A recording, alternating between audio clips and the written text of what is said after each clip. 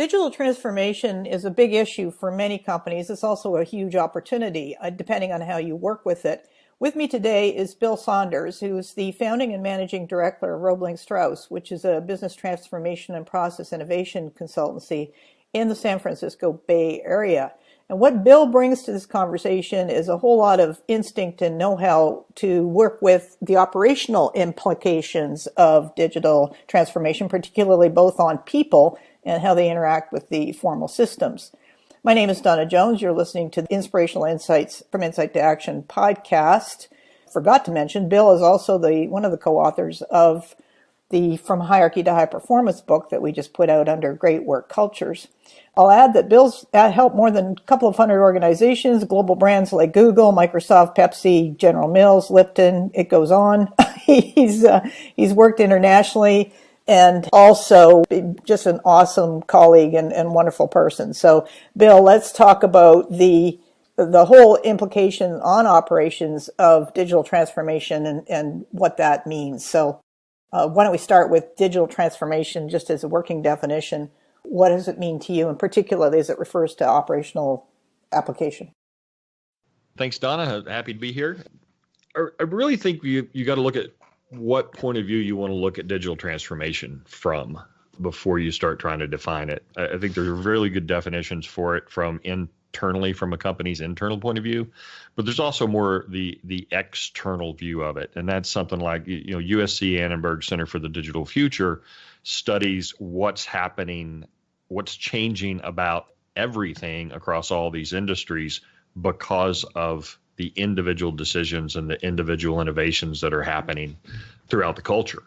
And so from that outside, there's this digital transformation that's being forced upon us because of this, series of innovations, both in business model and in the way business gets done, to the adaptations that individual people are making.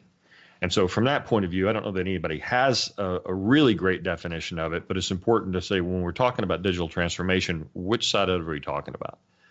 From the internal company standpoint of it, I just don't think there's a better definition out there right now than my friend Brian Solis has. I'm going to read it because he's been working on this for several years now, and it's evolved over time. Digital transformation is the evolving pursuit of innovative and agile business and operational models, fueled by evolving technologies, processes, analytics, and talent capabilities to create new value and experiences for customers, employees, and stakeholders. If I simplify that down, it's that the real digital transformation happening in businesses has to be a holistic approach to adapting to that external definition. And it has to be driven from a value point of view. Operations has to be a part of it from the very get-go. This is not just strictly changing out your IT stack. One of the things about digital transformation in my world is that it's such a general term that people don't actually grapple what it means because they're so used to change coming, like a head on. It's face on. I can see it. I can feel it. But you can't do that with digital transformation. It's more like it sidles up to you and undercuts your business model. And all of a sudden you're asking yourselves, how do we stay alive? It sort of can take you very quickly from functional to not. Any observations that you want to add? Yeah, I think the value is not getting blindsided. The speed of change, which is a lot of what we talk about in our book, it is forcing companies to not just look at their technology, but to look at how they're actually getting work done and where the value is that they're supplying all along the execution chain. So when we start talking about, digital transformation, are we just responding to the outside forces, or are we actually deliberately transforming the way we deal with digital and the way we deal with marketing and the way we deal with delivery internal to the organization? I see a lot of really great digital transformation strategies that then get their big strategy is always sexy, right? We get the strategy in place, and then we tell a group of people to go do it. And right alongside all the change that they have to manage, they're also having to produce what's in front of them right now. And as we all know, the urgent frequently gets in front of the important and takes priority. And so if there's not a disciplined approach to making sure that that digital transformation initiative actually gains traction inside the organization, they're just as likely to fail as a post-merger integration, right? We see this all the time. All the homework gets done up front in M&A, and then post-merger, it's like, okay, you guys go put all the stuff together and make it work. And we let it drift and grow organically instead of deliberately putting in place the processes and the people and the teams that are necessary to get traction on it and embed it, implement it inside the organization. So to a degree, what I'm hearing in that answer you just gave is that you've got issues that are going to come and yell at you loud and clear.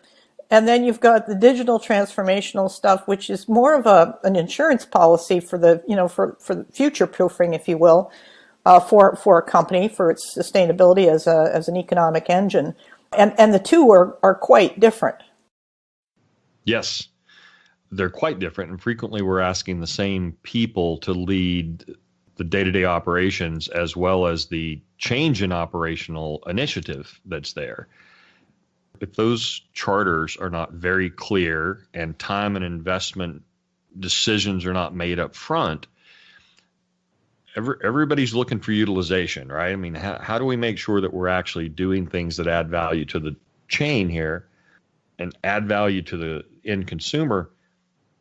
If we don't have a certain amount of time and budget and expectations, a P&L even, on the digital transformation initiative put in place up front, it's very hard to make those prioritization decisions, and it's very hard to hold people accountable to what you want to have happen with that strategy. Well, and equally, I would think, if you're used to just from an operational standpoint dealing with crisis, running two threads, one which is crisis driven and the other one which is more strategically driven is challenging because you're habitually trained to respond to the crisis, not so much the strategic side of it, at least from an operational point of view. Am I wrong there? Or? Well, you're right, but one build on that is most people are already running two streams, right? They're running normal production and crisis, right? We're adding yet a third one in terms of now we're asking you to do something strategically as well. So what's the answer? Because this really marks the place where organizations are stressing their people out quite simply because they're not aware of the fact they have added a third stream.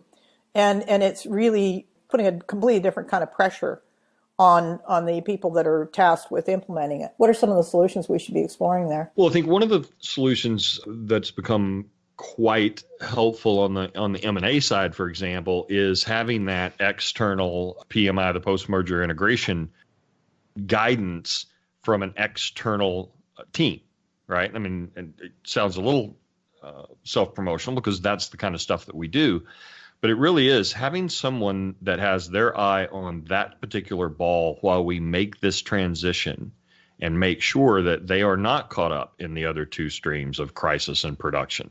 They're there, they see it, they take it into account in the decision-making and prioritization process, but they make sure that the changes need to take place. Obviously, because this change is coming all the time, you also have to build in the new capacity within the team to continue to monitor and watch those changes that need to be made, because you can't keep those people around all the time. That's why they're valuable. They come in with a level of expertise to make the big initiative change, and then they help build in the skill sets to manage that going forward. But without building the skill set first, asking the team to do it is often not a recipe for success.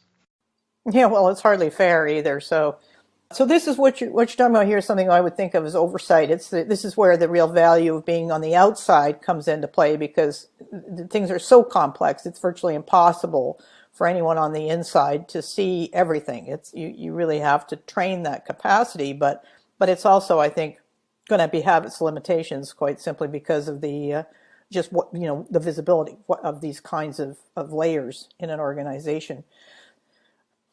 And this is why this stuff fails, right? Strategy rarely, as Alan Weiss says, strategy rarely fails in formulation, it fails in implementation, because implementation is not the sexy part, right? This is the roll up the sleeves and get your hands dirty and make sure things get done at the detailed level. We've moved to a place where everyone that's both inside and outside the companies really has to work on the culture together. And there used to be this big belief that experts, the internal know it all, and outsiders just come in and don't really add much. I don't believe that's true. Yes, I've been an outsider for 30 something years myself, but I don't think that's true. I just don't think it's possible nor fair. So in this kind of role that you play as an outsider, when you're going into organizations where some of the operational habits are deeply ingrained and they have to adapt, what happens there in the relationship between your outside expertise and inside expertise? Good question. Well, I'd say the interesting thing is it really depends on the outside expertise point of view and the framework that they bring to the table. Particularly the way I approach this is I realize that I'm only going to be here for a short period of time. And if I really want to bring my expertise to bear, it has to be married with the expertise of the people that are going to continue to run and operate things after I leave. So my approach is to co-create everything that we do. Every process that is changed has to be in teamwork with the team that's going to run it after I leave. And what happens is that builds understanding. It surfaces assumptions that are being made, both from my point of view and from the people that are going to be operating things. And it builds a shared set of commitments to the solutions that we co-create together. So when I leave, they own it, right? And it's very different than a lot of traditional stuff, which is come in, okay, we've heard from this set of stakeholders and this set of stakeholders, and we've devised the solution, and now we're going to train you on how to use that solution. The natural condition of the garden is weeds. People are not looking for that kind of feedback, direction, change, but they get very excited when you let them bring their expertise and passion and about their job and how to make it work better. What you're really able to build on is what they already have, some intuition that they already have about how things could be improved. I need to look up an article I just flew by in the last couple of days. Someone had referred to it. I think it was actually published in 2018 that shows that we want people to take ownership in organizations, but we're actually only giving them responsibility where we're only using about 30% of their actual capabilities. Wow, that's interesting. I found it fascinating is that we say we want one thing, and yet our old ways of thinking, our ways of working, our processes and procedures are not utilizing the real expertise that's at the front line of the business. Well, now you've nailed something that I think is a major risk for pretty much every company that's out there, and that's the difference between what we say we do and what we want to do versus how we actually do it. Because this is where those patterns, those ingrained patterns that keep an organization feeling safe, secure, complacent in the worst case, and or just flat out asleep in some kind of hypnotic state, put them at risk. So when you go in and you've got these really ingrained kind of patterns that you're working with operationally, how do you help them adapt? Is that readily seen? Is the value of adapting these things readily seen? Or is there such an attachment to the security of doing the same thing, repetitively, a real holding pattern? Well, it really depends on how it's delivered and how it's communicated. Right? If you come in and say we just need to change things, people look at immediately, well, how does this impact me? Right? How does this make my life more difficult, less difficult? And if we come into the beginning of what are the objectives for this change, and if they're aligned with the individual's self-interest, both in their career, what they're learning, what skill set they're trying to acquire, and those conversations are had up front, then those folks frequently have suggestions. They have insights. They're closer to the customers frequently. They're closer to the process. They know where waste is. And if you can get them involved in the creative solution that is both matched to their needs and the company's needs in the process, they get fully involved. And then again, they end up owning the solution, and it's a custom solution for that organization. I know you've got an intuitive way of seeing the undercurrents in organizations, and you can see that very clearly, whereas a lot of people, both in the organization and others that would be outside of it, can't really see how these patterns are running the show and how they interrelate and what kind of havoc they're causing when you're trying to be adaptive at all. I'm curious about just where these blind sides exist in current operational mindsets. Well, I think one of the blind sides is a lot of things operate on an unspoken layer within the culture of an existing company that's been around for a while. Especially if the large majority of the people that are in that company have also been in that industry for a while. They have a set of expectations about what customer service means, about what adding value means, about everything as it gets more and more complex. In order to simplify it, we build models. And if everybody's working from the same model, you have the positive thing is you get speed and traction with it. The negative thing is if you're not very careful, you can lose the innovative side of it, which is why, again, diversity, having people in that have been in multiple different industries, that have worked in multiple different marketplaces and in multiple different verticals, is frequently in a fantastic way to bring new innovative thinking into an organization. When I walk in the door, one of the first things I'm looking for is how clear are we in alignment on what this initiative or even what the business itself is supposed to be doing. And so that flows all the way through the organization, right? I mean, you can look at it from a role and responsibility or a department level or an individual contributor level. Is everybody in the organization aligned to what the fundamental assumptions are, what the fundamental roles and responsibilities are, and what our overall objectives are? And then you can start looking at what portions of the operations, what portions of compensation are not in alignment to that, are driving different behaviors that are not in support of that overall objective. Because we've got something nebulous called digital transformation that has actually highly practical and strategic implications. What it sounds like is required is kind of a constant way of scanning, if you will, of what's going on and how is that impacting, because otherwise the temptation to do nothing would be strong. Very much so. Everything, you don't get what you expect, you get what you measure. I can't remember who said that. It's a famous quote, seen it on T-shirts probably, but you have to be very careful about the metrics you set. I was in a very large, well-known organization, and I asked the executive to look at the KPIs. 23 KPIs. There's no such thing as 23 key performance indicators. You can't prioritize that many. You need 3 or 4, maybe 4, maybe 5 KPIs that you're watching. You've looked at your dashboard, you've got speed, you've got heat, you've got a few things in there, and that's all you need to know that you're operating within the right parameters in an automobile. And so you need the same thing for a role, the same thing for a department, the same thing for a company.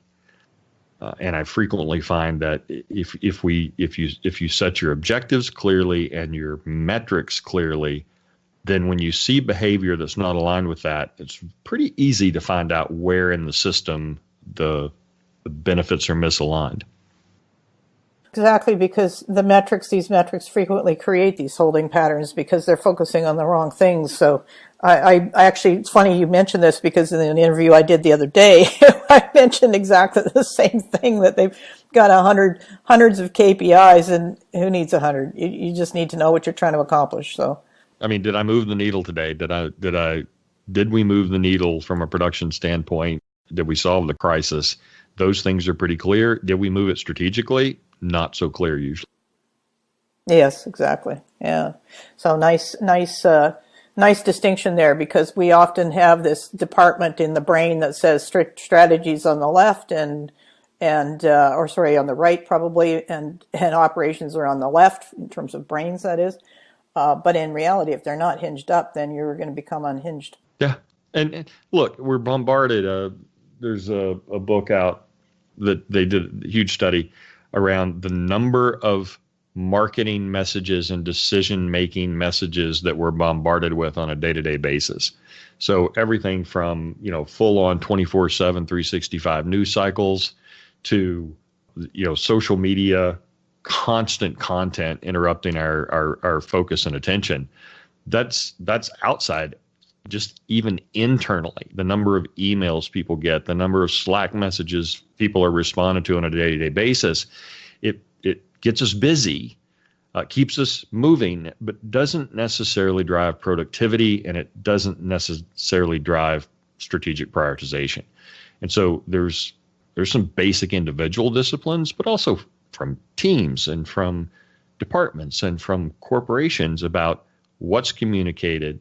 And, what are the processes and procedures that help guide us toward more thoughtful execution across all three of those categories? Yeah, I appreciate what you're saying, because one of the things that I've often observed with car repair and mechanics is that there's an intuitive nature that goes with experience where these folks who are, really immersed in operational, very practical realities, but yet they have the capacity to hear something else that's running that needs to be addressed. And that rarely gets given the credit it needs to, even it rarely gets given the space that it needs to have in order for it to be able to be of value. And yet it's pivotal. It's crucial. Well, and it's crucial to have that outside point of view, I think, also as well. If you've ever think about it, when you buy a new car and the first scratch that car gets, you are completely aware of it, right? You see it the minute that you walk out of the car. And then in a week, do you see it? Right? Yeah. Rarely. Yeah. Right? Yeah. You've grown used to it. You don't see it anymore. It's not a new thing staring you in the face every time. Whereas when I walk up to the car, if it's a big enough scratch, I'm going to notice it. And so I think we do the very same thing. You build a culture, you build a productive culture, you work to keep to retain good talent, and you build up this team that's executing well. And so things get into a regular rhythm and a regular flow of business. And the little things that could be moving off track are making the organization open to a strategic threat are not noticed by the people that are showing up and carrying the load every day. And so being able to step away from that and lead a team to look at what their expected competitors are, but also where their left field competitors are. For example, and I think included this in the book, the taxi industry never saw Uber coming. Yeah, great example. Right, it never saw it coming, and it has it's done a lot of damage. What's the risk of not adapting to digital transformation at an operational level? Well, you end up being the taxi cab company, right? Your medallions are worth half what they were before because someone came in and said, rather than define this as I drive a cab for a living, is I move people from place to place very easily and taking the friction out of it. And realizing that, the first person that saw, hey, I've got this phone, I could build this app and you could hail a cab and they would actually come to you instead of you waiting on the corner. Those kind of insights to what people wanted and what they valued, and the fact that there's now a tool in everybody's pocket that gave them a different level of access. That's the creative, innovative driver, if you will. Yeah, exactly.